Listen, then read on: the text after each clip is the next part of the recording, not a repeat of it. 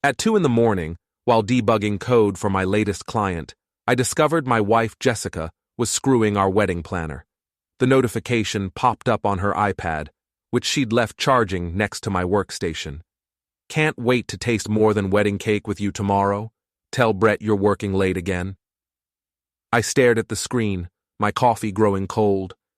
Nolan Pierce, our supposedly professional wedding planner, had been doing more than arranging centerpieces with my wife of 3 years. The man I'd been paying $2,000 to plan our vow renewal ceremony was getting his own private celebration. Well, isn't this just perfect? I muttered, screenshotting the message. Guess I'm not the only one getting screwed in this arrangement. Before we dive deeper into this story, I have one small request. Please subscribe, drop a like, comment, and hit that hype button to boost this channel so more people can discover these incredible Reddit stories. I'm Brett Morrison, 36, IT consultant, and apparently the world's most oblivious husband. I'd spent the last 6 months working overtime to afford Jessica's dream vow renewal. The original wedding wasn't fancy enough for her taste, she claimed. Now I understood why she'd been so enthusiastic about those late-night planning sessions. Jessica walked into my home office at that moment, fresh from her yoga class, hair suspiciously perfect for someone who'd been doing downward dogs for 2 hours. Still working, honey? You know Nolan says stress shows in wedding photos. She kissed my forehead, her perfume different from this morning. Speaking of Nolan, I said, turning the iPad toward her, he seems very invested in our cake selection. Her face went white, then red, then resigned. Brett, I can explain.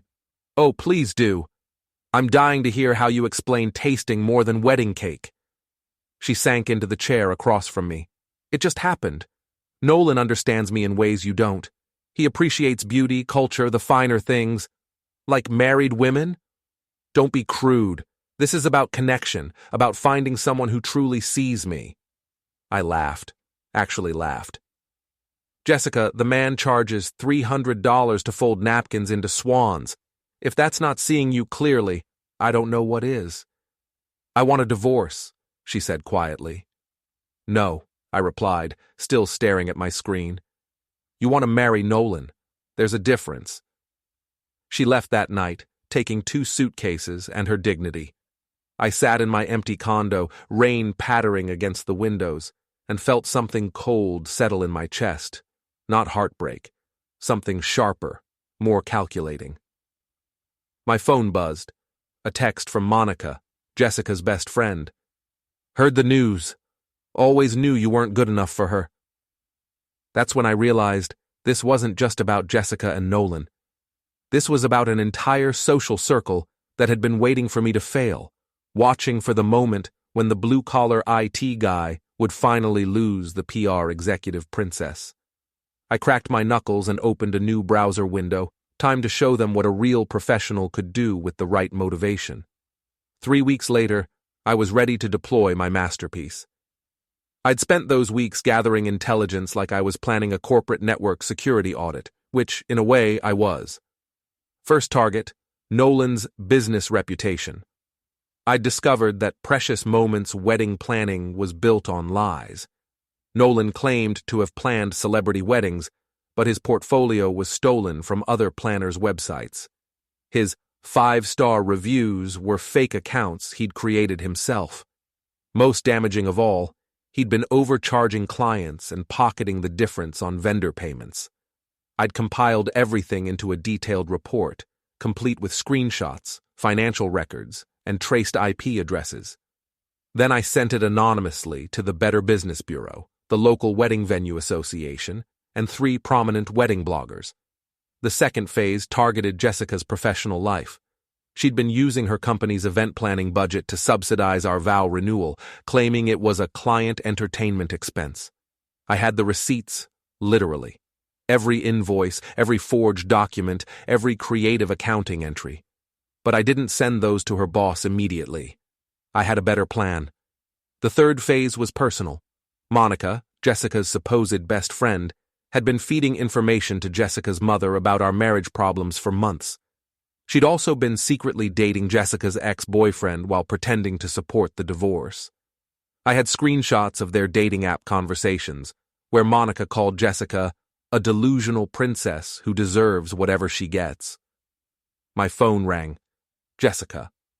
Brett, what did you do? Nolan's clients are canceling and someone posted terrible reviews online.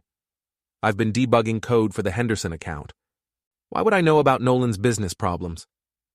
Don't play dumb. This has your fingerprints all over it. Jessica, I'm a network security consultant. If I wanted to destroy someone's online presence, do you really think they'd be able to trace it back to me? Silence. Then, you bastard. Actually, I'm legitimate, unlike your boyfriend's business practices. She hung up. Phase 1 complete.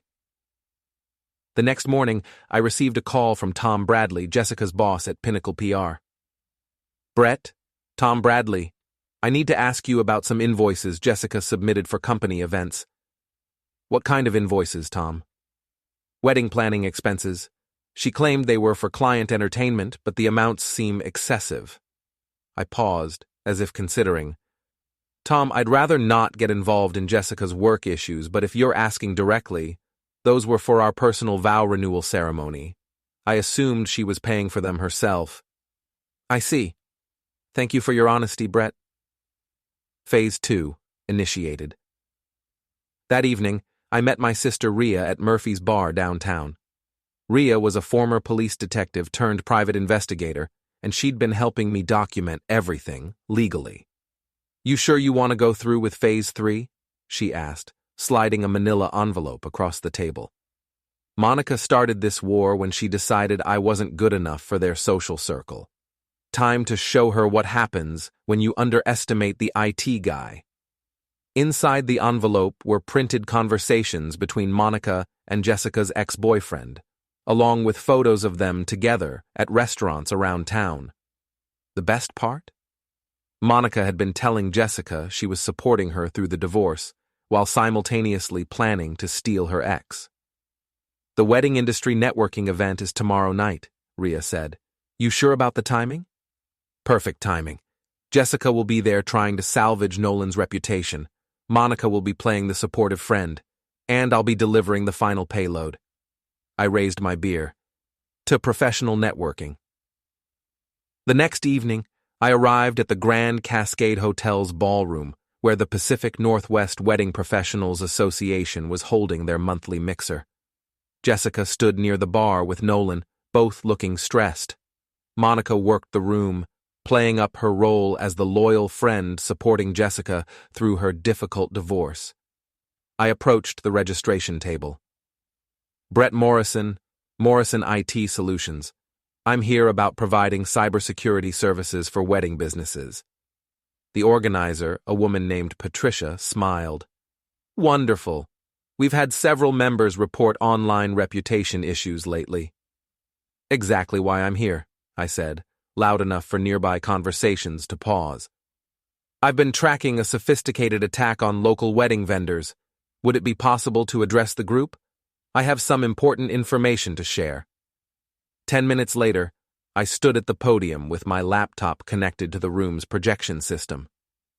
Ladies and gentlemen, I'm Brett Morrison from Morrison IT Solutions. Over the past month, I've been investigating cybercrimes targeting our local wedding industry.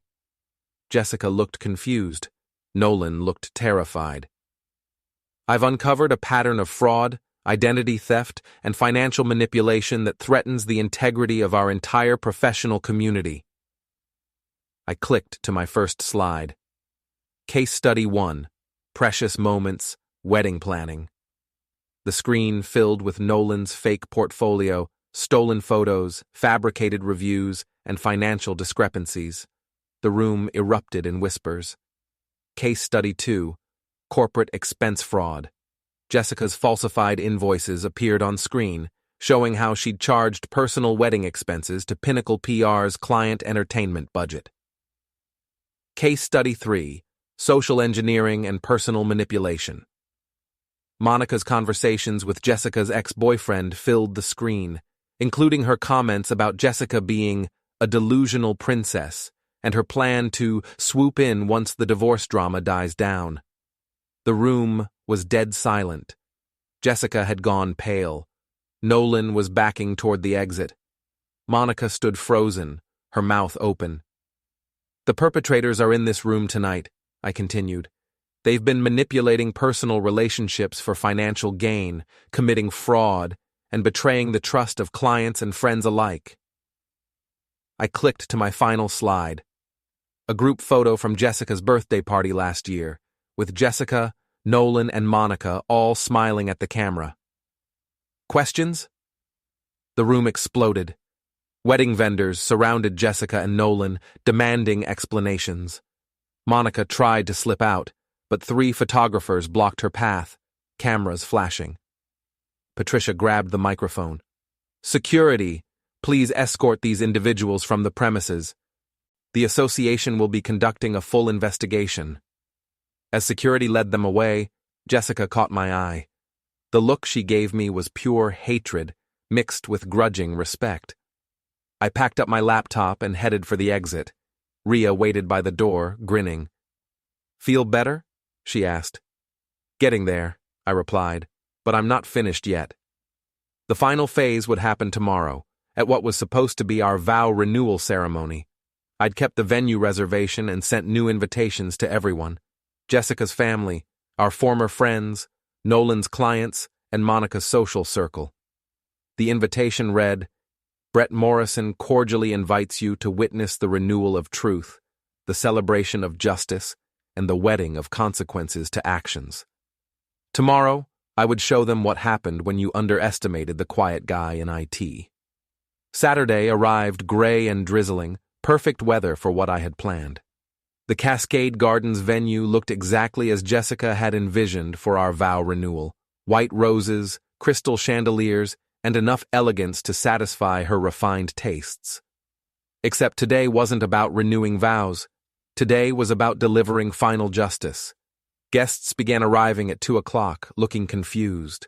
Jessica's parents, our former couple friends, Nolan's remaining clients, Monica's social circle, everyone who'd been part of the conspiracy to make me feel inadequate. I stood at the altar in my best suit, smiling warmly as people took their seats. "Welcome, everyone," I said into the wireless microphone. "Thank you for coming to what Jessica planned as our vow renewal ceremony." Murmurs rippled through the crowd. Jessica's mother, Patricia Morrison, called out, "Brett, where's Jessica? Where's the wedding party?" "Excellent question, Patricia. Jessica is currently meeting with HR at Pinnacle PR, discussing her termination for expense fraud. Monica is consulting with her attorney about defamation lawsuits from 3 different people. And Nolan is at the unemployment office since his business license was revoked yesterday." The murmurs turned to gasps.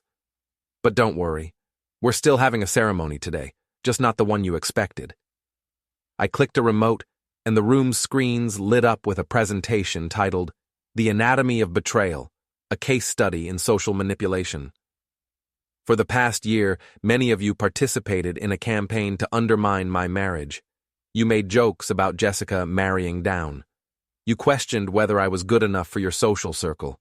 You treated me like an outsider at every gathering. I clicked to the next slide, a compilation of text messages I'd recovered from various phones. Monica to Patricia Morrison, "Brett's so boring. Jessica deserves someone with more class." Tom Bradley to his wife, "Not sure why Jessica settled for an IT guy. She could do so much better." Jennifer Walsh to Monica, "When Jessica finally dumps Brett, we should set her up with someone from the country club." The room was silent now, everyone staring at their own words on the screen. "Here's what you didn't know about the boring IT guy," I continued. "I make $200,000 a year. I own 3 rental properties. I speak 4 languages, have a master's degree in cybersecurity, and spent 2 years in the Peace Corps building computer labs in Guatemala." Click. My actual resume appeared on screen, with salary figures, property deeds, and educational credentials. But none of that mattered to you, because I didn't come from money. I didn't go to the right schools. I didn't have the right accent or wear the right clothes. I walked down the aisle, making eye contact with each person. So, when Jessica started her affair with Nolan, you all enabled it. You covered for her. You made me feel crazy for suspecting something was wrong. You gaslit me into thinking I was the problem. Jennifer Walsh stood up. Brett, we never meant... Sit down, Jennifer. My voice cut through the room like ice. You'll get your turn to talk. She sat. The beautiful irony is that while you were all looking down on me, you were celebrating a con artist. Nolan Pierce isn't a high-class wedding planner. He's a dropout from community college who learned to fake an accent from YouTube videos. The screen showed Nolan's real background: 3 failed businesses, 2 bankruptcy filings, and a criminal record for check fraud. The man you thought was so much more sophisticated than me has been stealing from his clients and lying about everything from his education to his references. I returned to the altar. But here's the really beautiful part. While you were busy judging me for not being good enough, I was quietly documenting everything. Every conversation, every transaction, every lie. Click. Financial records appeared showing how Jessica had been stealing from her company, how Nolan had been overcharging clients, and how Monica had been spreading rumors to break up my marriage so she could move in on Jessica's ex-boyfriend. Jessica lost her job yesterday. She'll likely face criminal charges for embezzlement. Nolan's business is finished, and he's facing lawsuits from 17 former clients. Monica's reputation is destroyed, and her boyfriend dumped her when he found out she was using him to hurt Jessica. I paused, letting that sink in. But the best part? The part that makes all of this worthwhile? I smiled, and it wasn't a nice smile. I bought Jessica's debt. The room erupted. Everyone started talking at once. Quiet! I shouted, and the room fell silent. When Jessica lost her job, she defaulted on her credit cards, her car loan, and her student loans. As those debts went into collections, I purchased them through my investment company for 30 cents on the dollar. I clicked to the legal documents. I now own $68,000 of Jessica's debt. Every payment she makes for the next 10 years will come to me.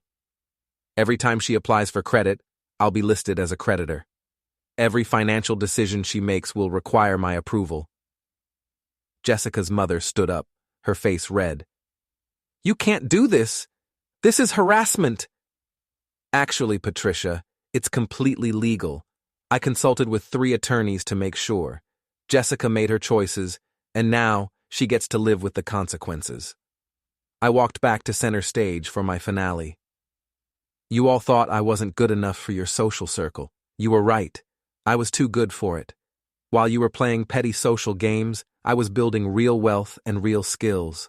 While you were judging people by their backgrounds, I was judging them by their character. I clicked to my final slide, a photo of myself at my new condo's rooftop terrace, overlooking the city. I want to thank you all for teaching me such a valuable lesson. You showed me that some people aren't worth impressing, some friends aren't worth keeping, and some marriages aren't worth saving. I set down the microphone and walked toward the exit. The bar is paid for until 6 o'clock. Enjoy the reception. Consider it my gift to you. The last time I'll ever waste money on people who mistake class for character. As I reached the door, I turned back one final time. Oh, and Jessica, if you're watching this later, and I know you will be, because I sent copies to everyone, remember this moment. Remember that the boring IT guy you thought wasn't good enough just destroyed your entire life without breaking a single law. I walked out into the rain, feeling lighter than I had in years. My phone buzzed with a text from Rhea. Watching the live stream, you magnificent bastard. Drinks tonight? I typed back, absolutely, I'm buying. 6 months later, I was living in my new penthouse, running my expanded cybersecurity firm, and dating a brilliant software engineer who appreciated intelligence over pedigree. Jessica was working retail and living in a studio apartment, still making monthly payments on the debt I owned. Nolan had moved back in with his parents in Ohio. Monica was a social pariah who'd been blacklisted from half the social events in the city. Sometimes people ask if I feel bad about what I did. The answer is simple. I gave them exactly what they gave me, consequences for their choices. The only difference is that I was better at it than they were. They wanted to play games with someone they thought was weak. Instead, they played games with someone who was patient, methodical, and very, very good at winning.